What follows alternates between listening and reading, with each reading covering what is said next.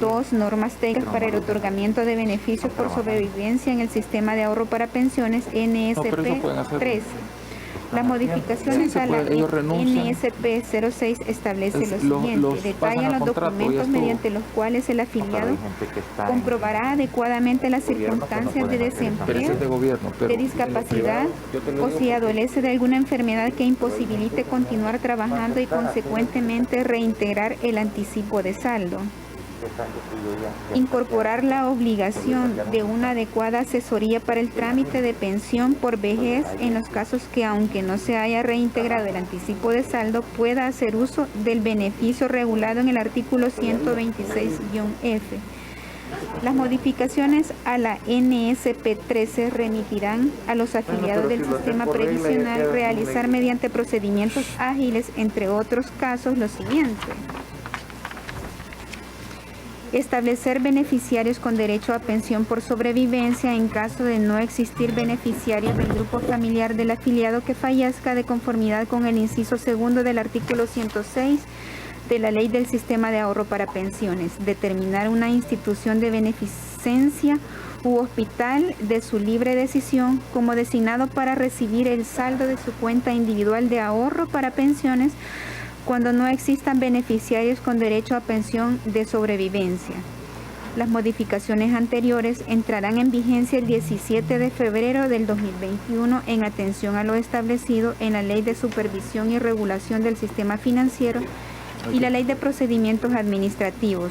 No obstante lo anterior, en el proceso de emisión de las modificaciones normativas antecitadas, aquí está. Se han identificado algunos desafíos asociados específicamente en la aplicación de las reformas a la Ley del Sistema de Ahorro para Pensiones, aprobadas mediante Decreto Legislativo 765 antes mencionado, de acuerdo a lo siguiente. La operatividad sobre la apertura de las cuentas bancarias o depósitos a plazo a nombre de los presuntos herederos por parte del Tribunal de lo Civil, que requiere la intermediación del juez para abrir dicha cuenta de depósito en los bancos, presenta un trámite adicional que podría demorar el depósito de los fondos en favor de los presuntos herederos.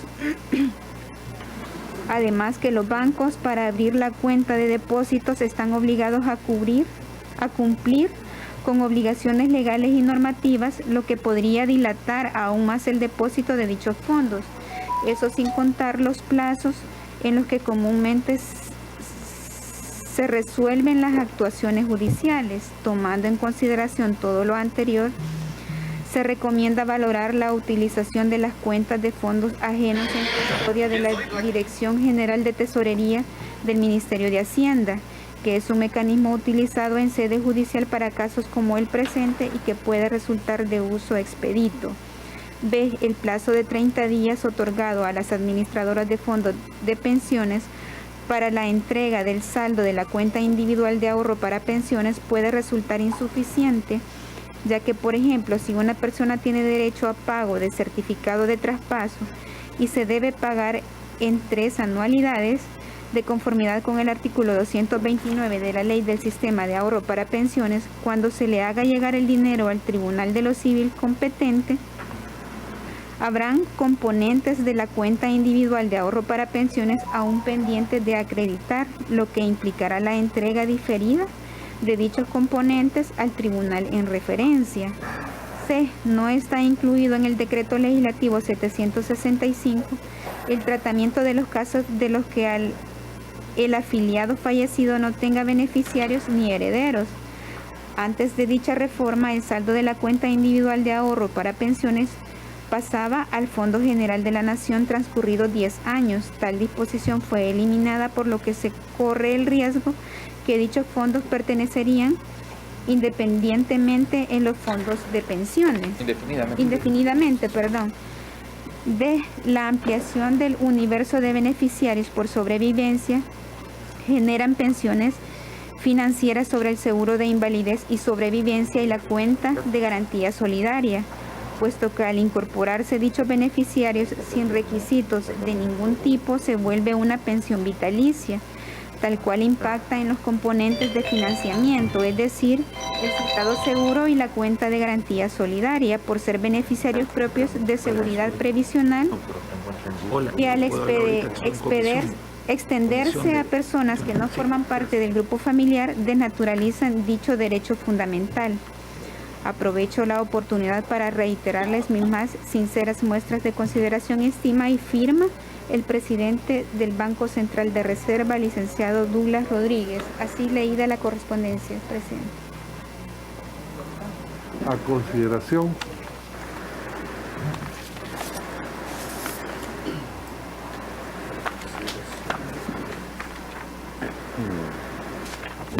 Tiene la palabra el diputado Ávila. Muchas gracias. Yo siento que hay un par de temas. En este momento, presidente y colegas, existen una serie de iniciativas, algunas muy pertinentes, y se están planteando pues algunas reformas para beneficiar a las personas, sobre todo aquellos que no han hecho su anticipo y que ya tienen cierta edad, o aquellos que ya tienen cierta edad y nunca van a poder accesar realmente a la pensión por razones de requisito. Y hoy aquí en esta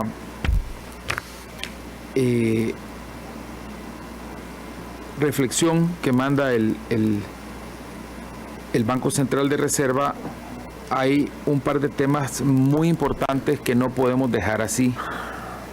Uno de ellos es definitivamente y voy a empezar, no son los menos importantes, pero sí tenemos que corregir la plana con el tema, por ejemplo, del decreto legislativo sobre el tema de los beneficiarios. Debería dejarse bien claramente cuál va a ser el destino de los fondos si después de tantos años nadie lo reclama, no hay, y que parecerá mentira, pero hay muchos casos de esos. Y el otro que es bien importante, y así tal cual está, yo lo advertí y quiero decirles que por eso yo no acompañé esa parte en sí, que es el tema de la consideración, la última consideración que se hace es que cuando se amplía los beneficiarios por sobrevivencia, es totalmente correcto que el usuario diga, bueno, yo quiero dejarle mi pisto a fulano, a sutano, indistintamente que esta sea una persona beneficiaria. Recordemos que muchas de las personas que ya se van a jubilar también son personas cuyos nietos, cuyos hijos y nietos muchas veces ya son mayores de edad. Entonces es una voluntad de decir, bueno, se lo quiero dejar a esta persona o a esta persona, o inclusive el saldo de su cuenta, si él así lo prefiere, se lo puede dejar a un amigo, a una vecina, a una persona que no esté relacionada. Esa es la voluntad de cada quien, pero no es lo mismo el saldo de su cuenta individual, que es lo que tiene ahorrado esa persona, a dejarle, sin más que ni qué, la pensión a una persona que, en caso, como lo dice aquí el banco, al ampliarlo el universo de los beneficiarios por sobrevivencia, se generan presiones financieras sobre el seguro de invalidez y sobrevivencia y la cuenta de garantía solidaria, porque al incorporarse dichos beneficiarios sin requisitos de ningún tipo, al final lo que tenemos es una pensión vitalicia. Por ejemplo, yo digo, yo le quiero dejar, y voy a poner un caso hipotético porque esto es importante. Un señor viene y dice, un señor de 80 años y se consigue una suscipota de 21 y dice, yo se lo quiero dejar la pensión a ella. Ok. ¿Y esa muchacha cuánto le queda por vivir?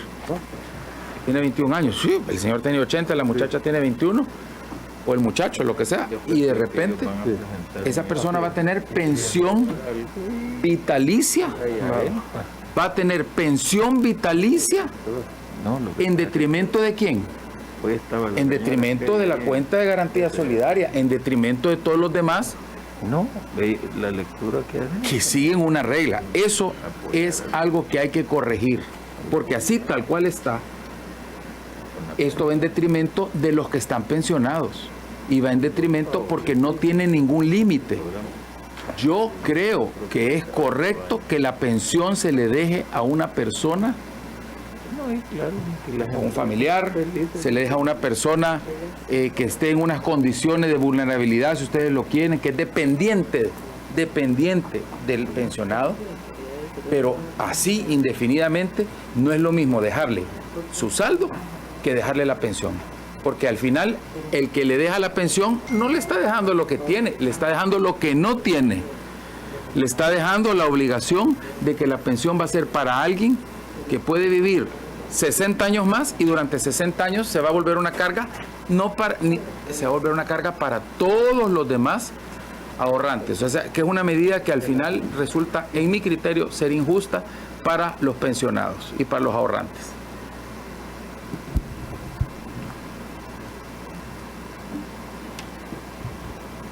Tiene la palabra el diputado Francis Habla. Gracias, presidente. Mire, primero quiero decir, presidente, que en el caso que está el diputado Rodrigo Ávila está dando un ejemplo, es un ejemplo que primero nosotros no podemos ir contra la voluntad del dueño de los ahorros. También está poniendo un caso que es un caso que puede ser 1 en 1.000.000 o que puede ser es un caso que no se puede dejar como que va a ser un precedente que va a afectar al Estado, pero ningún diputado le puede venir a decir a alguien qué va a hacer con sus ahorros, son los ahorros de él. Y si le tocó ese caso esporádico que plantea el diputado Ávila, pues toca, pero no se le puede venir a regular, nosotros no tenemos derecho de venir a regular a quién uno le va a dejar su pensión. También quería decirle, presidente, que en el caso del 765 yo creo que es una reforma y que nosotros si no tocamos como estaba antes, si bien es cierto podemos legislarlo, pero si no ha quedado como estaba antes, porque si no se tocó fue una reforma la que hicimos en el decreto. Pero, presidente, quiero que me permita aprovechar este momento para decirle que tenemos una deuda para las personas que ya cumplieron la edad y el tiempo, presidente, pero por tener trabajo no le permiten pensionarse. Y yo creo que eso es injusto y lo hemos planteado y existe aquí la iniciativa que si una persona ya cumplió la edad y el tiempo, pero por tener trabajo las AFP no lo dejan pensionarse, nosotros deberíamos de legislar que sí puede, porque las pensiones son la gente, aunque tiene más de 60 años, si tiene la oportunidad de trabajar, quiere seguir trabajando porque con la pensión tan miserable que es, no puede sobrevivir. Entonces yo le pediría, presidente, que si podemos este día pasar una iniciativa que las personas que ya cumplieron la edad y el tiempo, pero tienen trabajo, también tienen derecho a pensionarse y no les permiten pensionarse las AFP. Pero si se llegasen a renunciar a su trabajo, con la pensión no pueden vivir.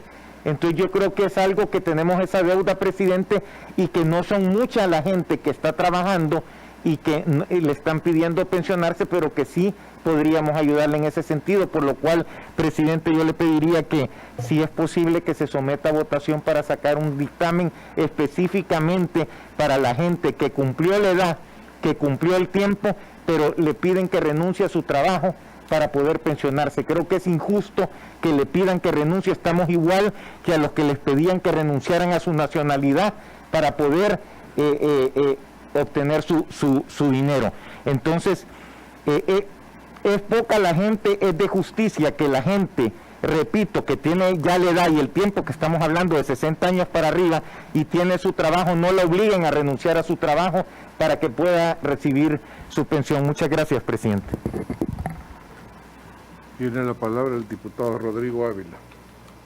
Sí, sobre ese tema, yo creo que es importante, al final ese es un tema de que más que todo se puede dar en caso del Estado.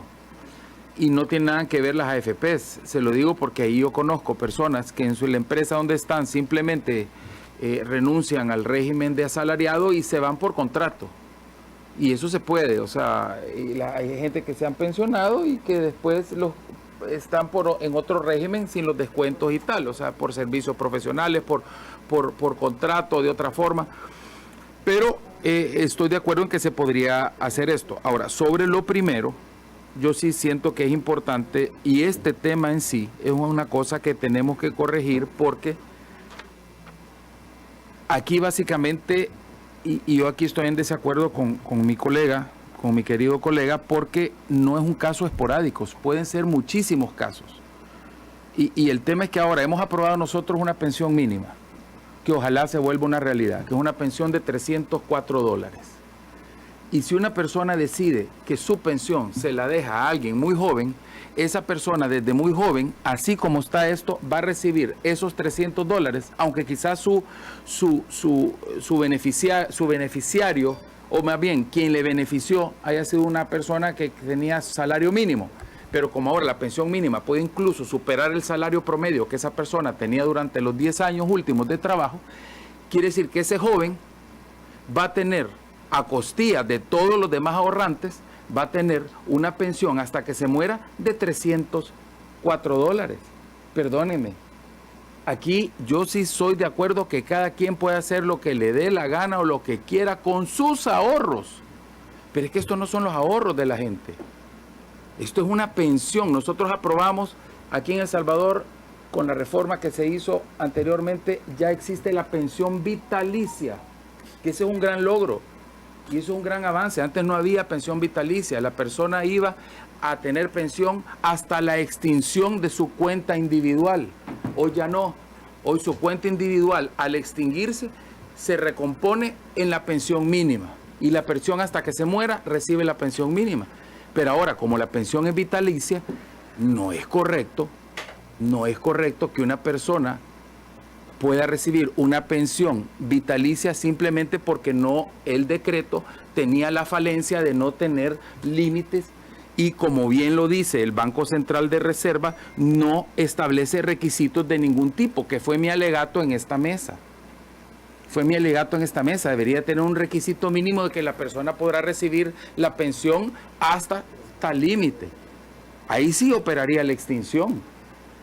Y aún así saldría beneficiado, porque o que la persona reciba la cuenta de garantía individual, o que la persona tenga la opción de recibir de un solo toda la plata que le dejó su benefactor, o que simplemente diga yo quiero seguir recibiendo una pensión hasta tanto tiempo a extinción. Pero imagínense, y no es un caso hipotético, o sea, las personas solas o podría hasta, muchas personas podrían hacer esto hasta con mala intención, ¿verdad? O sea, miren, pensionemos a tal señor que ya está ancianito, mire, le voy a dar tanto y usted me pone a mí de beneficiario, y como no hay ningún vínculo familiar ni nada, se puede dar a corrupción. Y lo estoy diciendo claro porque ya hay gente que lo empezó a hacer, gente que dijo, a ese viejito, dale tanto, le voy a dar $500 y que me ponga a mí de beneficiario, si ya se va a morir. Me pone beneficiario y hasta el resto de mi vida yo recibo $300. Ese pisto no es del señor que se murió, ese pisto es de todos los demás ahorrantes. Entonces sí siento que esto es un tema de justicia y es un tema de que tenemos que corregir, porque esto puede distorsionar al sistema de una manera bien grande. Y no es correcto, pues, o sea, porque este no es el pisto del ahorrante, este es el pisto de los demás, que se le va a estar dando a alguien porque simplemente dijo, yo se lo quiero dejar a él, sin ningún requisito, y tenemos que ponerle algún requisito. Y yo por eso lo dije hasta la saciedad, y tristemente el día de esa plenaria, yo no voté por eso, yo incluso no, porque precisamente pareciera que es un beneficio para toda la gente, pero en realidad va en detrimento esto de los ahorrantes. Así como está, si le ponemos los requisitos, qué bueno, cada quien tiene derecho a dejarle su pensión o su saldo a quien quiera, y eso creo que es correcto, no le va a quedar al Estado, pero sí hay que corregir eso. Tiene la palabra la diputada Yancy Urbina. Presidente, parece una discusión de un tema que ya fue aprobado, eso no está en discusión, no es una iniciativa que esté en discusión en esta comisión. Entonces este es un tema que ya fue discutido, abordado, aprobado en la sesión plenaria correspondiente y es ley, está sancionado. O sea, digo esto porque creo conveniente que usted, presidente, nos ayude a orientar también la discusión en torno a los temas que quedaron pendientes y que ya iban bastante adelantados en esta comisión. Ahí hay dos temas que me permito traer a cuenta, porque esto es una correspondencia que se mandó a pedir, se informó. Ustedes ven, no hay una estimación de lo que se les solicitó. Claro que en el caso del Blanco Central no iba a tener una estimación. Yo diría, sigamos la agenda, pasen a la revisión de la otra correspondencia, que es la que tenía el informe que se le había solicitado y que podría tener una estimación de lo que se le requirió. Y que en el caso particular hay dos temas que quedaron agendados y bastante adelantados. Me permito recordarlo para que no vayamos también digamos, a dispersarnos en esta discusión. Uno es el tema de la tasa de la comisión de administración que cobran las AFP. Y ahí hay una opinión ya de la superintendencia, hay una opinión también de las autoridades competentes estableciendo el valor de la tasa de equilibrio, del punto de equilibrio. ¿Cuál fue la discusión que quedó pendiente? Es a dónde se envía la diferencia. Y sobre eso habían unos planteamientos que eran que fuesen para la cuenta de garantía solidaria y otros que fueran a la cuenta de ahorro individual. Al respecto, ese es un punto que nosotros vemos que es importante definir porque hay una diferencia del 0.4. Y esa, si no hay consenso de que va para uno o va para la otra dirección, podríamos también considerar una tercera, es decir, que fuese mitad a la cuenta de garantía solidaria y la mitad a la cuenta de ahorro individual, como para zanjar esa situación que fue lo que dejó pendiente el tema. Esa es una de las cosas. Y el otro tema importante es la reforma que ha venido planteándose a través de lo que voy a denominar la mesa de una pensión digna. Este tiene un tema que no terminamos de discutir y abordar suficientemente. Es el hecho de que a quiénes aplicaría esa reforma. Y yo creo que en eso hay que plantearlo con una mayor claridad. Eso aplicaría, según lo que se ha planteado por las propuestas aquí vistas, a un determinado grupo de personas, que son particularmente un segmento de la población cotizante. No es a todos. Eso es a un segmento de la población cotizante. ¿Cuál es la variante que se puede considerar también?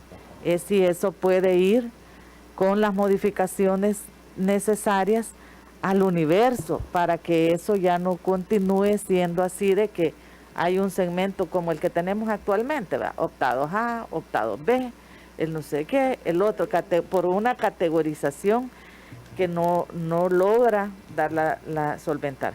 Digo, presidente, yo quise hacer este resumen porque también se pidió al equipo técnico esa tarea en la ocasión, y si no vamos a seguir discutiendo en la comisión sobre el tema de la correspondencia y la opinión que un técnico dio sobre el tema que aquí ya fue abordado, aprobado. Hay un decreto ya establecido ahí e incluso sancionado, es ley de la República. Si alguien tiene interés en hacerle modificaciones, que las presente como correspondería, ¿verdad? Pero para que podamos avanzar en la discusión en esta comisión. Gracias. Sí, gracias.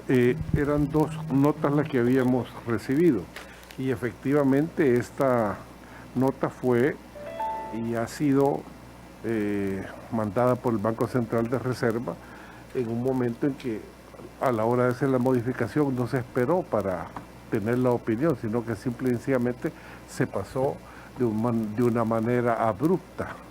Pero qué bueno que hoy conozcamos las opiniones técnicas y eso es lo que se ha estado haciendo. Por otro lado, hay que dar la lectura a la siguiente nota, porque evidentemente esto ya es una cosa que ya pasó, ya está sancionado, y si queremos modificarlo en base a las sugerencias que están acá, habría que introducirse un nuevo expediente. Vamos a darle lectura a la siguiente nota, por favor, señorita técnico. Gracias, presidente. Esta es la nota de la Superintendencia del Sistema Financiero que dice de la siguiente manera: San Salvador, 1 de febrero del 2021. Señor diputado José Francisco Merino López, secretario de la Comisión ad hoc Reformas Integrales del Sistema de Pensiones, Asamblea Legislativa presente. Señor diputado, hago referencia a su carta recibida el 21 de enero del presente año, en la cual solicitan: 1. Análisis sobre la viabilidad de las propuestas de reformas a la Ley del Sistema de Ahorro para Pensiones presentadas por la Organización Mesa de Trabajo por una Pensión Digna y la Universidad Francisco Gavidia. 2. Análisis del impacto de las reformas a la Ley del Sistema SAP introducidas por los decretos legislativos números 692, 739, 765 y 766, todos del año 2020, a la cuenta de garantía solidaria, y su impacto en la siniestralidad del seguro de invalidez y sobrevivencia, requiriendo información del porcentaje designado actualmente en concepto de prima del seguro de invalidez y sobrevivencia.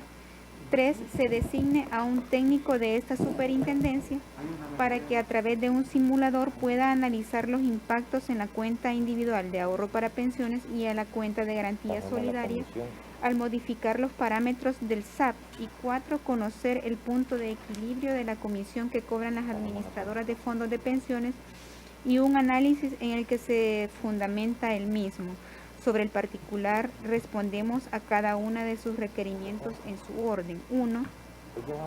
Se ha realizado una evaluación actuarial de la propuesta de reformas a la ley SAP que anexa a su carta, que consiste en la modificación de 6 artículos de la referida ley, la derogación del decreto legislativo 787 del 28 de septiembre del 2017 y la inclusión de un artículo transitorio que hace retroactiva la aplicación de la propuesta de reforma. Los principales cambios que se promueven en dicho documento son: A.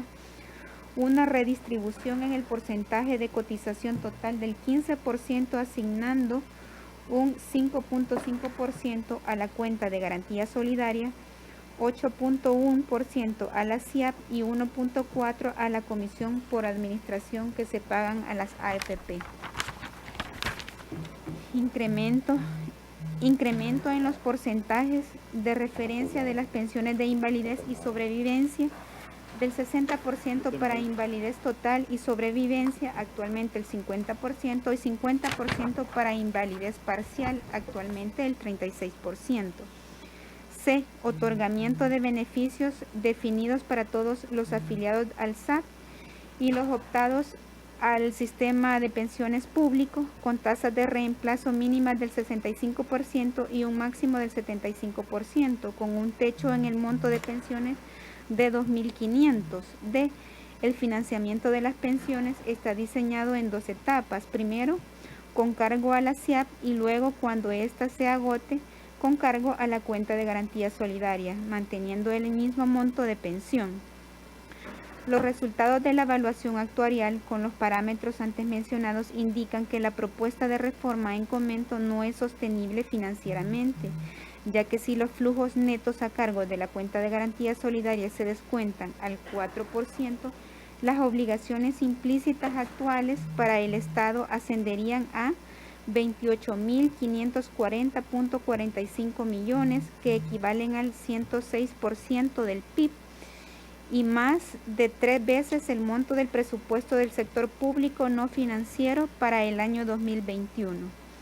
En ese sentido, para lograr un equilibrio actuarial sin cambiar ningún otro parámetro, se necesitaría que las inversiones de la cuenta de garantía solidaria rindieran una rentabilidad anual del 35.6%, o que la tasa de cotización para la cuenta de garantía solidaria se incrementara a 18.72%, lo que implicaría una cotización total del 28.22%, con una distribución de 8.1% para la SIAP y 1.4% de la comisión, y 18.72% para la cuenta de garantía solidaria, lo cual está fuera de toda lógica. Asimismo, debe considerarse que estos resultados parten de la premisa de mejorar los beneficios a través de una mayor cobertura financiera, pero no se propone ningún mecanismo de financiamiento para dicha cobertura.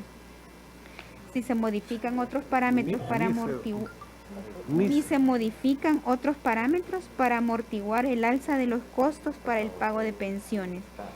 Y todo esto se agrava por la inconsistencia de pretender mezclar un sistema de capitalización individual con un esquema de beneficios definidos en el anexo 1 a esta carta. Se presentan los resultados resumidos de la evaluación actuarial. 2. Respecto al impacto que causan la implementación de los decretos 692, 739, 765 y 766 a la cuenta de garantía solidaria, nuestros comentarios son los siguientes. A. Mediante decreto legislativo 692 se estableció que un afiliado que cumple el requisito de edad para jubilarse, que ha realizado anticipo de saldo y no registre un mínimo de 25 años de cotización para acceder a una pensión, podrán acceder a la devolución de saldo aunque no haya reintegrado el mismo. Al respecto se informa que esta reforma no genera impacto en la cuenta de garantía solidaria, ya que si el afiliado reintegra o no el anticipo de saldo o difiere su edad de retiro, los impactos se generan únicamente en su cuenta individual, pero sin costo alguno a la cuenta de garantía solidaria. B. Con el decreto legislativo 739 se permitió que los afiliados no pensionados que residen en el extranjero con un estatus migratorio permanente e irregular puedan retirar el saldo de la SIAP. Independientemente de la edad, esta disposición no genera impacto en la cuenta de garantía solidaria, ya que la disposición es explícita con cargo a la cuenta individual de ahorro para pensiones y por tanto no se deben asumir costos adicionales por la medida definida en el decreto. C. El decreto legislativo 765 realiza modificaciones importantes en la composición del grupo de beneficiarios por sobrevivencia y establece un mecanismo distinto para que los herederos del afiliado, cuando corresponda, puedan acceder al saldo de la SIAP como parte del haber sucesoral del causante. Respecto a esta reforma, es importante hacer de su conocimiento que por la forma de cómo está redactada existen vacíos y contradicciones que complican su aplicación y generan costos financieros adicionales del sistema, ya que 1. Si se interpreta que la persona designada por el afiliado, que no pertenece al grupo familiar del mismo, tiene derecho al capital complementario y al financiamiento de la pensión con cargo a la cuenta de garantía solidaria, cuando se agote la SIAP, se estará generando un impacto financiero de desconocidas dimensiones en la cuenta de garantía solidaria, ya que no existe predictibilidad de la composición del grupo familiar. 2. En otro orden, también se estará generando una alta incertidumbre en la determinación de los capitales complementarios que pudiera eventualmente afectar el proceso de contratación del seguro de invalidez y sobrevivencia por factor de incertidumbre que le introduce, por ejemplo, si un afiliado designa como beneficiario a un tercero de 1 año de edad. Por la forma como están redactadas las disposiciones, para esta persona la pensión será de carácter vitalicio, por los correspondientes costos que esto supone, a diferencia de las pensiones de los hijos menores del causante, que se pagan hasta los 18 o 24 años si se encuentran estudiando. 3. Por otra parte, si bien la reforma al artículo 110 de la ley SAP no supone impactos a la cuenta de garantía solidaria, debe considerarse que dicha redacción genera mayores trabas burocráticas para que los herederos puedan acceder al saldo de la SIAP, ya que hacen intervenir al órgano judicial en estas diligencias y otras entidades en carácter de custodios, cuando antes de esta reforma bastaba con la sola declaratoria de herederos para que las AFP procedieran a entregar los ahorros de la SIAP más la rentabilidad generada a quienes correspondía. D. Mediante el decreto legislativo 766 se permitió que los afiliados que han realizado un anticipo de saldo que cumplen con la edad legal para pensionarse por vejez y reúnen el requisito de tiempo cotizado para tener derecho a la pensión no están obligados a diferir a la edad de retiro por no haber reintegrado dicho anticipo, siempre y cuando se encuentren desempleados o adolezcan de una discapacidad o padecimiento de cualquier enfermedad que les impida continuar laborando, por lo que pueden solicitar que la pensión se les calcule en base al saldo disponible de su SIAP. Esta disposición generará un impacto económico en el mediano y largo plazo en la cuenta de garantía solidaria, en la cual es difícil de estimar, ya que hay una gran cantidad de variables que resultan poco predecibles, como por ejemplo la cantidad de afiliados que estarán en las condiciones establecidas en las disposiciones cuando lleguen a la edad legal de vejez, desempleados o con una discapacidad, la cantidad de personas que harán uso del anticipo de saldo en momento de su vida activa, en que lo solicitarán, entre otras. Sin embargo, para aquellas personas que se encuentran en las condiciones previstas por el referido decreto y que la pensión calculada sea inferior a la pensión mínima de vejez del SAP de 207.60, ya que el diferencial entre 304.17 y 207.60 lo asume el Estado. Si ha gozado de un anticipo de saldo previamente, el monto de la SIAP será menor y por lo tanto, si al momento del cálculo de la pensión el monto resultare por debajo de la pensión mínima del SAP, esta se deberá ajustar a 304.17, generándose así un agotamiento más acelerado en la SIAP y por ende un impacto más inmediato a la cuenta de garantía solidaria, dado que debe asumir obligaciones antes del tiempo en concepto de pensiones. Respecto a cuanto el porcentaje de la prima de seguro de invalidez y sobrevivencia que pagan las AFP, en la tabla siguiente se refleja que para el primer trimestre de este año, la prima pagada a cada una de las AFP sobre el ingreso base de cotización se establece de la siguiente manera. AFP Crecer, tasa variable, provisional de referencia 1.09%, mínima 0.96%, máxima 1.09%, factor ajuste 5%, fecha de 31 del 12 del 2021 y liquidación final el 31 del 12 del 2022. AFP Confía, tasa variable provisional de referencia 1.035%, mínima 0.9561%, máxima 1.22%, factor ajuste 5%, fecha de primera liquidación 31 del 12 del 2021 y liquidación final el 31 del 12 del 2022. 3. En cuanto a la designación de un técnico para que les presente un simulador para analizar los impactos de la SIAP y la cuenta de garantía solidaria, al modificar los parámetros del SAP, se comunica que para la fecha requerida no será posible dar el apoyo, ya que con todos los decretos emitidos, las solicitudes de apoyo a los supervisados y seguimiento sobre la aplicación de los mismos se ha incrementado en una manera sin precedentes, de tal forma que los compromisos de trabajo se han incrementado en todas las áreas de la intendencia del sistema de pensiones, incluyendo a las personas que pudieran apoyarles con su requerimiento, por lo que no es posible que se pueda atender el requerimiento en la fecha sugerida. No obstante, que mantenemos nuestra disposición de continuar colaborando con los requerimientos que estimen pertinentes. Asimismo, y muy importante, debe aclararse que una evaluación actuarial requiere cálculos complejos y de mucha concentración con información preestablecida en tiempo, de manera que es imposible realizarlos en tiempo real, por lo que las simulaciones o estimaciones que se puedan ejecutar son a nivel individual, es decir, se puede modelar cuál es el impacto en la pensión de una persona concreta al mover cualquiera de las variables que afectan los ingresos y gastos, porcentaje de cotización, salarios, rentabilidad, densidad de cotización, edad de retiro, anticipo de saldo, etc.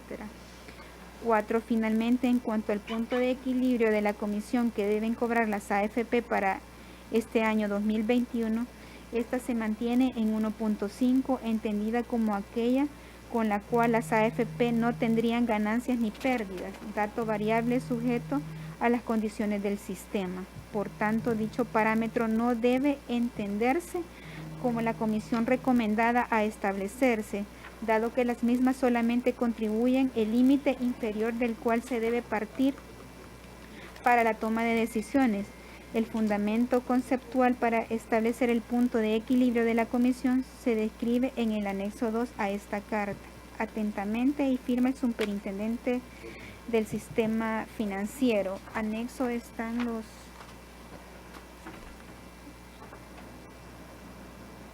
tres anexos que menciona la superintendencia.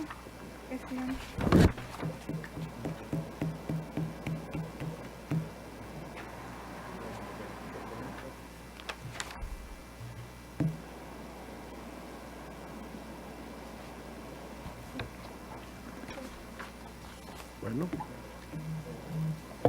a discusión, pues.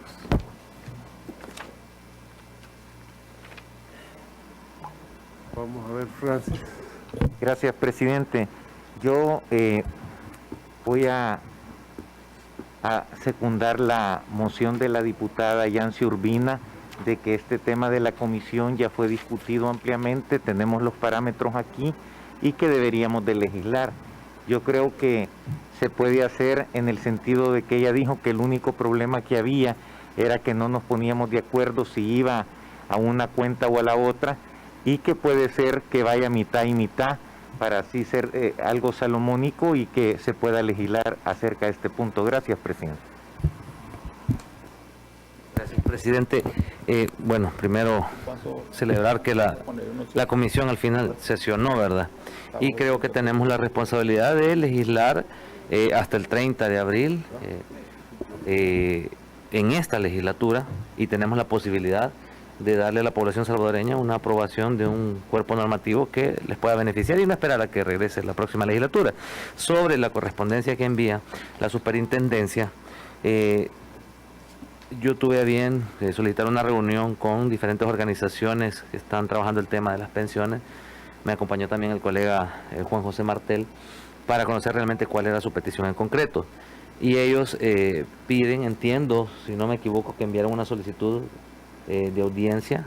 Si no es así, entiendo, la estarán enviando para que pueda antes de el 30 de abril ser recibidas estas organizaciones, y al mismo tiempo ellos solicitan que se cite a la superintendencia para que puedan abiertamente hablar sobre cuáles son las observaciones que pudieran tener, ya que ellos envían datos y según ciertos datos que según la Mesa de Trabajo por una Pensión Digna no son correspondientes a lo que el actuario con el que ellos trabajaron había proporcionado, de manera que en esa reunión con la superintendencia puedan desvirtuarse algunas inquietudes que pueda tener la Mesa de Trabajo por una Pensión Digna u otras organizaciones, y que la superintendencia pueda dar las explicaciones correspondientes. De eso también ellos solicitan que el proyecto que ellos ya presentaron, que está completo, que está respaldado por el actuario, pudiera ser sometido a votación. Particularmente el tema, acompaño la propuesta del diputado Sabla, sobre el tema de la comisión de las AFP, ellos sí solicitan que pase, si la discusión es para su aprobación, el que pase a la cuenta de garantía individual o a la cuenta de garantía solidaria, que pase la totalidad a la cuenta de garantía solidaria. Esa es la solicitud que ellos hacen. Sé que estamos en las piezas de correspondencia recibidas, sin embargo quisiera también unirme a la propuesta del diputado Sabla para que pudiera someterse a votación no solo el tema de la comisión, sino toda la propuesta que presentó la Mesa de Trabajo por una Pensión Digna, que entiendo está el expediente solo esperando su aprobación, y que se estaba esperando nada más la opinión de la superintendencia del sistema financiero. Perdón, del sistema financiero. Gracias. Tiene la palabra el diputado Rodrigo Ávila. Ok, yo siento que aquí hay unos temas, yo siento que tenemos que ser responsables, y yo sé que hay cosas que ya fueron votadas y aprobadas por mayoría y fueron sancionadas en aquel momento político en los que todo el mundo lo que quería aplausos y quedar bien, y que todo el mundo dijera qué chivo, aquí están a favor de la gente. Pues algunas de las reformas que hemos hecho, y aquí lo hemos leído, y yo al ver el lenguaje de estos informes, tanto del Banco Central como la Superintendencia, yo les puedo decir que quienes han hecho esto no son políticos, quienes han hecho esto son técnicos. Una de las cosas que yo advertí es que los decretos tienen que tener un mínimo de entendimiento de cómo funcionan las cosas y tienen que tener también algún sistema o algún mecanismo para tener requisitos y para tener, en este caso, los candados que no hagan que las cosas que suenan muy bien al final resulten muy mal. Ya hablé en el tema de la pensión sucesorada, por así decirlo, que se le deja a alguien, y ahí está el tema también de lo que se aprobó de que la gente que ya recibió el adelanto del 25% pueda obtener su pensión. Eso al final no está mal para aquellos que están arriba de la pensión mínima. ¿Por qué? Porque simplemente se ajusta su cuenta de garantía individual restándole el 25% de anticipo, o lo que hubiese sido de anticipo que hubiese pedido esa persona hasta un tope de 25%, y recibe su pensión en ese sentido. Pero ¿qué pasa con aquellos que reciben una pensión mínima? Suponemos a alguien que ganaba $280, retiró su 25%, y al final a esa persona lo que se le va a ajustar, igual se le va a ajustar hasta un mínimo de $304. ¿Qué quiere decir eso? Que básicamente ese 25% fue un bono que se le entregó y que no va a hacer diferencia porque va a recibir, como la pensión mínima está establecida en 304, esa persona va a recibiendo sus 304 en detrimento, no del Estado, en detrimento de la cuenta de garantía solidaria, que es de todos los demás. Es que este no es un tema de justicia solo con quien se ve beneficiado, es un tema de justicia con todos. Entonces, si nosotros estamos haciendo reformas al margen de un entendimiento de cómo funcionan los números, lo que estamos es siendo irresponsables. Yo se lo quiero decir, o sea, y yo siempre, es que no quiere apoyar, o que no sé qué, que cuento, esto no tiene nada que ver con las AFPs. Lo de la comisión sí, ya dijeron, punto de equilibrio 1.5, arriba de eso ganan algo y abajo de eso no ganan nada. Eso es lo que está diciendo. Pero el punto no es eso. Ya vieron ustedes, el tema de la comisión, el impacto de la gente es poco. Hagamos lo que hagamos. Pero el punto es, esa es una cuestión de más de punto de honor. Pero el tema es que cualquier reforma que nosotros hagamos, tenemos que ser conscientes de cómo funciona, que qué efecto va a tener. Por ejemplo, aquí alguien estaba diciendo, y ahí el diputado Sabla me enseñaba a alguien que dice que ya no existe la pensión vitalicia, y que no, aquí lo aprobamos, pues. O sea, pero alguien dice que no, que lo que existe es programación de renta. Claro, antes así era. Y si no está funcionando de esa forma, quiere decir que alguien está metiendo mano y las cosas están funcionando mal. ¿Y por qué están funcionando mal? Precisamente porque hemos puesto parches que no son consecuentes. Parches que lo que hacen es trastocan los números y al final los afectados van a ser los que ya están recibiendo pensiones. Si nosotros actuamos irresponsablemente, sobre todo de ver estas cartas, es cierto, alguien podrá decir y los colegas podrán decir, sí, miren, es que eso ya está votado, ya está sancionado, ya es ley. Sí, pero una ley que si nosotros seguimos trastocando, vamos a ser irresponsables y a quien vamos a afectar no es a la gente a la que aparentemente se le va a dar un beneficio, es a la gente que ya está pensionada. Para mí hay cosas que son de justicia. Por ejemplo, si alguien no se va a pensionar nunca, porque ya no tiene el tiempo para lograr cotizar y llegar a los 55 años, si es mujer, y a los 60 años, si es hombre, habiendo cotizado un mínimo de tiempo para tener una pensión, a esa gente tenemos que ver cómo se le devuelve su dinero, ¿de acuerdo? Estamos hablando y nosotros propusimos que a la gente, que también la gente pudiera retirar su 25% de anticipo, no necesariamente con la edad que ahorita está, porque después de tener 10 años de cotización, ya todo mundo, a partir del año, si mal no recuerdo, 2023 o 2024, todo mundo que tenga más de 10 años va a poder hacer el anticipo del 25%. Pero como ahorita mucha gente está en dificultades económicas, que todavía no tiene empleo, qué bueno, y es sostenible que se le pueda dar un 25% a todo mundo arriba de tal edad. O sea, bajar los requisitos para que toda persona pueda recibir su 25%. Esas cosas sí están bien y son sostenibles hasta cierto punto. pero hay otras que lo que van a hacer es que se van a acabar la cuenta de garantía solidaria. Y ahí, ¿quién va a pagarle a los actuales pensionados? ¿Quién les va a dar la pensión que actualmente tiene? Y el Estado va a decir, no tengo liquidez, no tengo de dónde, de la cuenta de garantía solidaria no va a salir. Aquí mismo lo dice, aquí la superintendencia lo está diciendo. O sea, hay unas reformas que se hicieron que son catastróficas para el equilibrio financiero del sistema. O sea, y esto no tiene que ver con que si es privado, que si es público, si es la AFP. Esto va más allá que eso. Esto tiene que ver con la sostenibilidad actuarial. Entonces, yo sí les digo, colegas, yo no estaría en la disposición de hacer reformas sin ver los números, y hay unas que sí se pueden hacer. Aquí se ha mencionado un par, pero hay otras que son de más profundidad y que pueden verdaderamente afectar, y yo en lo personal creo que sí tenemos que trabajar en una reforma a esos 2 decretos que se pasaron, simplemente poniéndole, y me comprometo a que vamos a trabajar en eso, simplemente poniéndole los requisitos.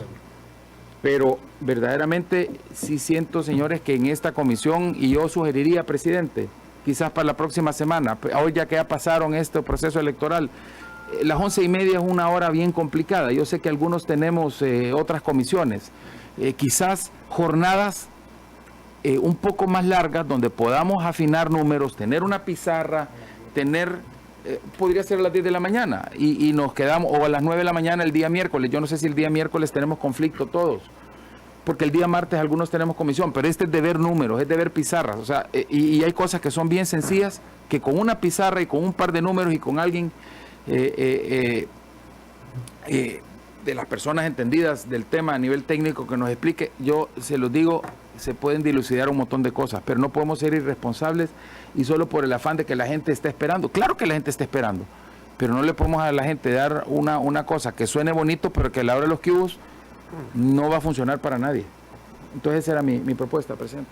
Gracias, Rodrigo. Muy acertada su intervención. Yancy.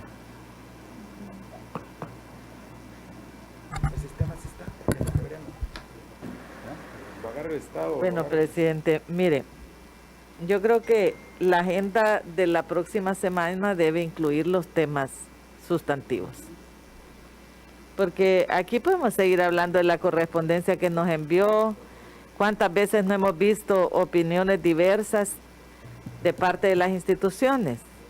Y miren, en el archivo de esta comisión están toda la cantidad de opiniones que ha dado las instancias correspondientes y los números.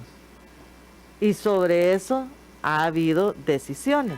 Yo creo que en eso, ahora venir a decir que esas cosas no fueron ni consultadas, vean el archivo de esta comisión, si tiene más consulta que cualquier otra que pueda haberse generado, y de las instancias correspondientes.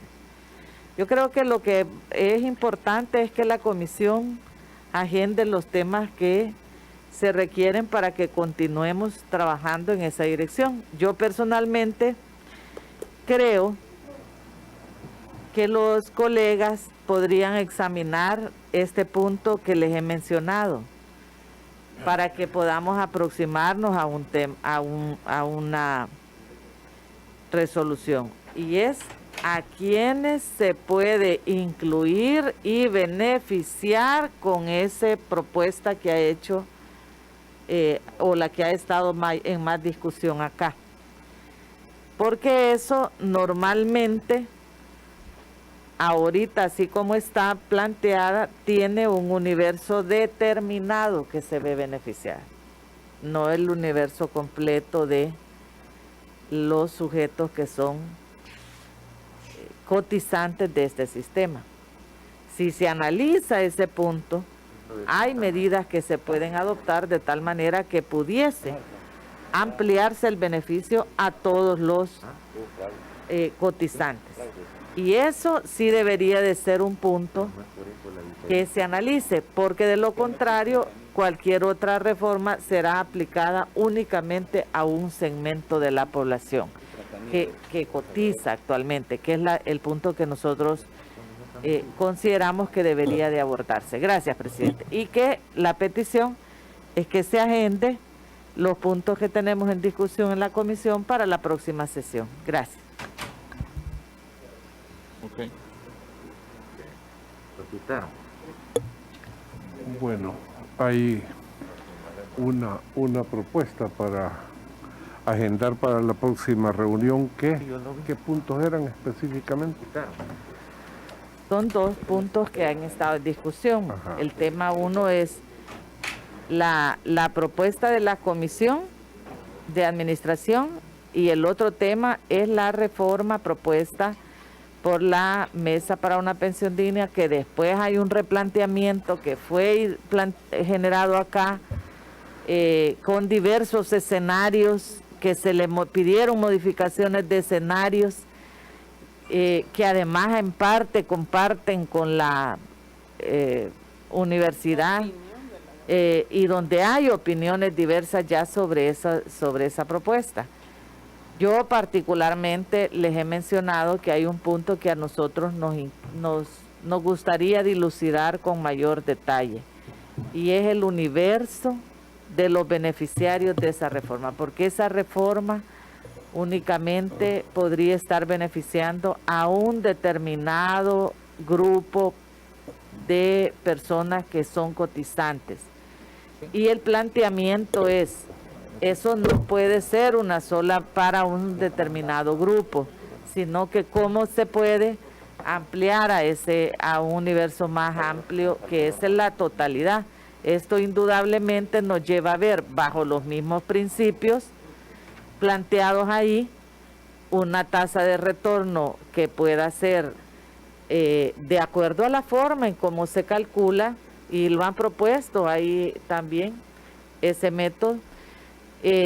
También habría que ver en ese ámbito esa forma de calcularlo, pero la otra forma es a quienes aplica y cómo este beneficio queda equiparable para los optados con los obligados, indistintamente de qué bloque de obligados es usted, sino que cómo se equiparan esos beneficios. Indudablemente que esto nos lleva a ver el estimado de cómo se fortalece esa cuenta de garantía solidaria, cómo se establece ese parámetro que permita llevar a un beneficio realmente a la gente. Yo creería que de acuerdo a todo lo que hemos estado examinando, si hay una discusión que no es como se quiere ver, como que es que se quiere decir de que es que para despacharse cualquier costo de este sistema, yo creería que no es así. La comisión por eso ha tenido bastante prudencia, pero yo creería que hay suficientes elementos que nos permitieran, salvando esos 2 elementos que ya he mencionado, podría haber una aproximación a ese tema. ¿Por qué lo digo?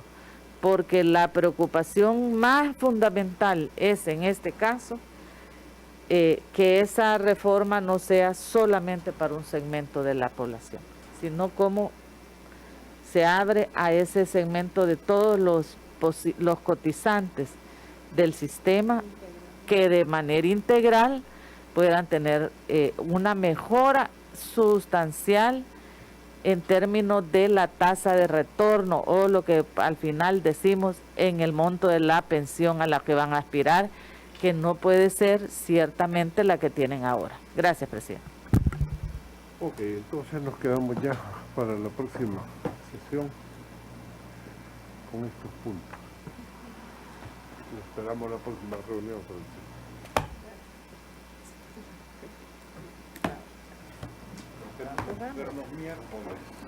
Porque sí, La va a cambiar. es que miércoles, entonces